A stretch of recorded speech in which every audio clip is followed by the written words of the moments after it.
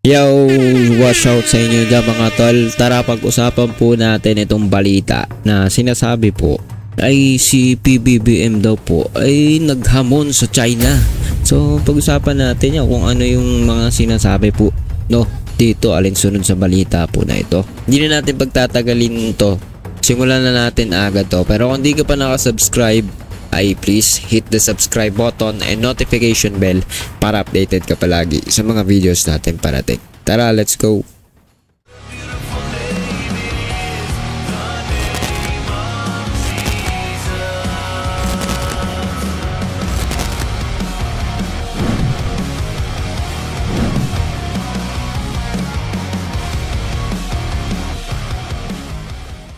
So ayun nga mga tol, pag-usapan po natin, sabi po kasi dito BBM hinamon ang China na itigil ang pag-angkin sa teritoryo, pangharas sa mga Pilipino sa WPS. So tignan po natin at pag-usapan natin kung ito bang tignan po natin kung ito bang kahit title man lang ay tama o ano mang improvement na kailangan po ng mga syempre taga media.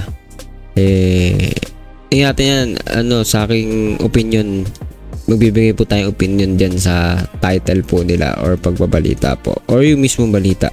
Well, I don't understand the comments on the Typhoon missile system. We don't make any comments on their missile systems, and their missile systems are 1,000 times more powerful than what we have. So I don't understand.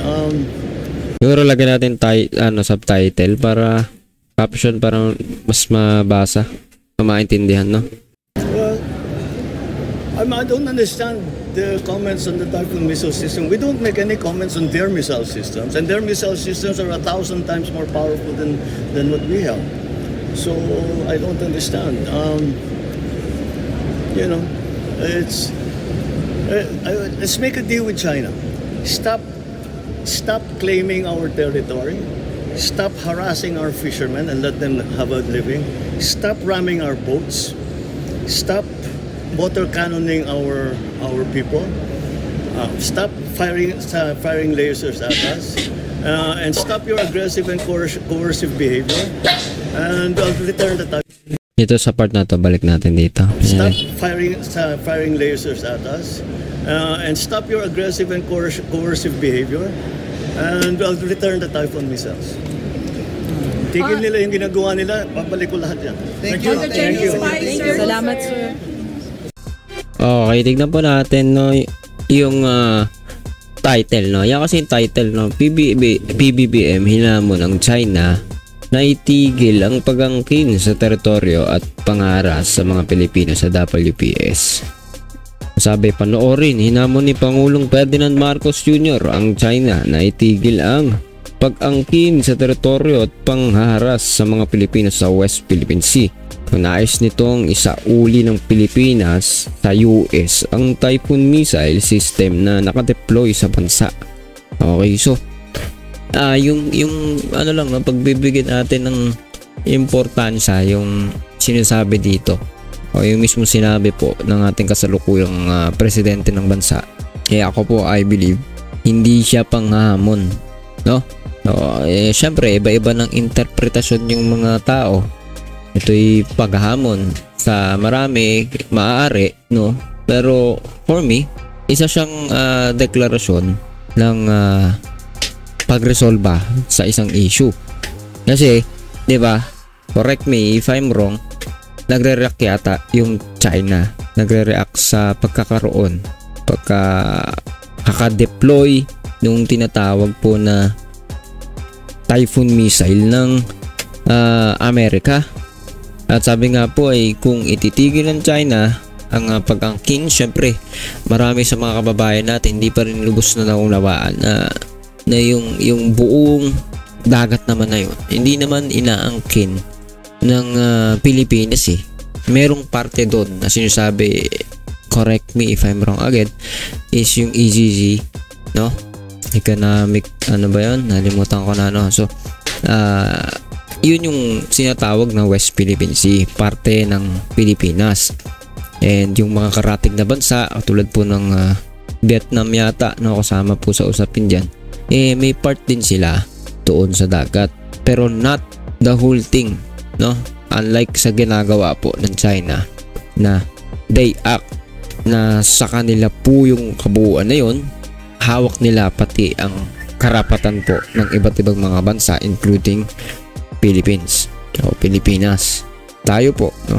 Yan po yung ayaw ng ating kasalukuyang Pangulo na mangyari. Tigilan ng pangaras, yung teritoryo, yung parte po ng Pilipinas, ibigay. Wag anuhin yung mga boat natin, no? Sinisira kasi, 'di ba?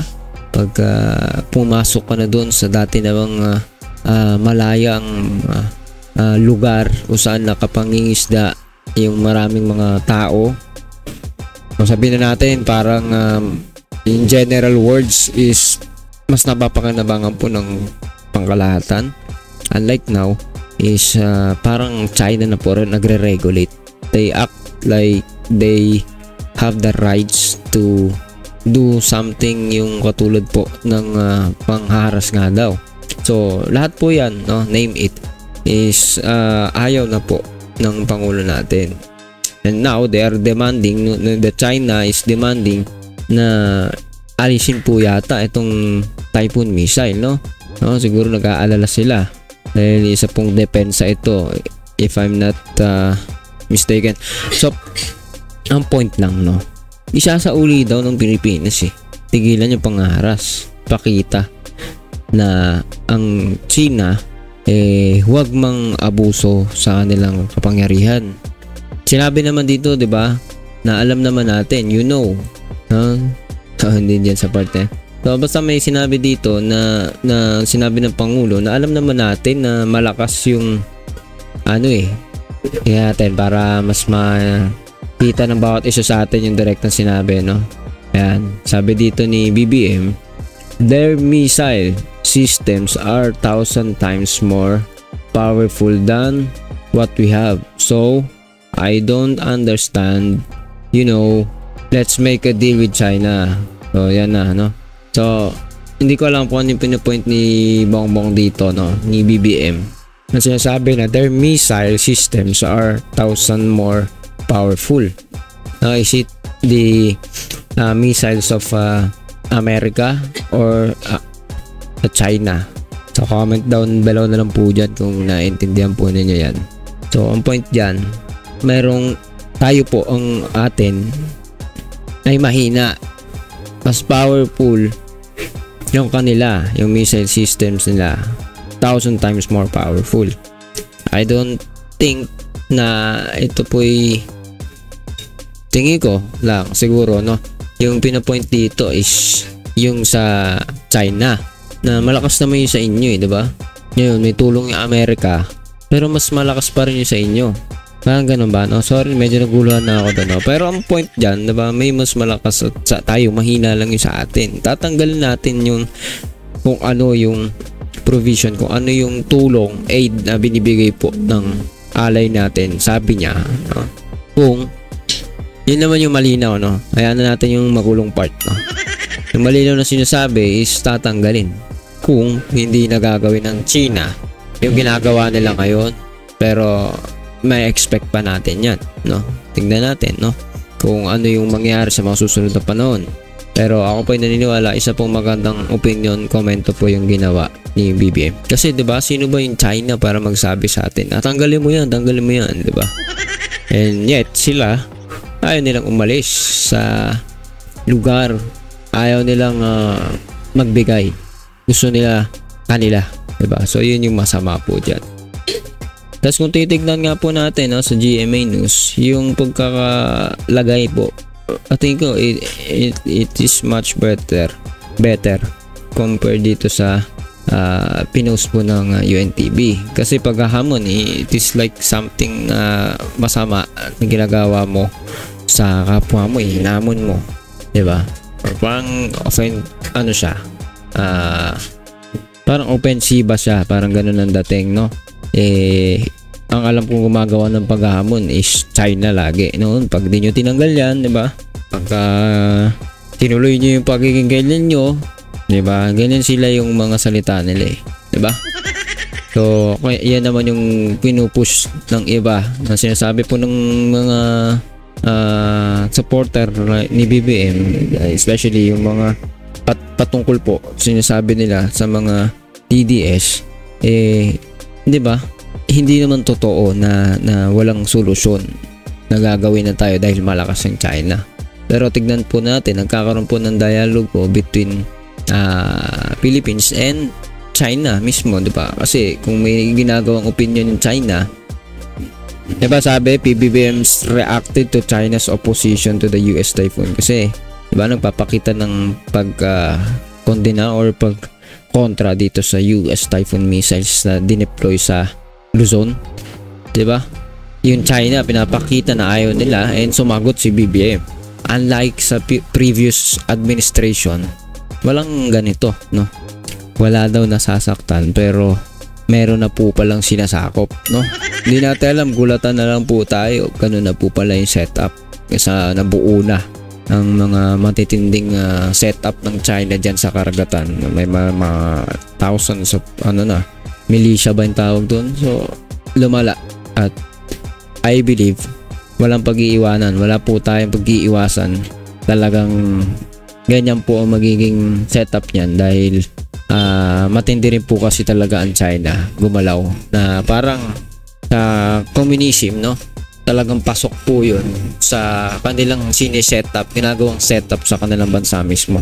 Pinatutupad nila sa karagatan ng may karagatan, no?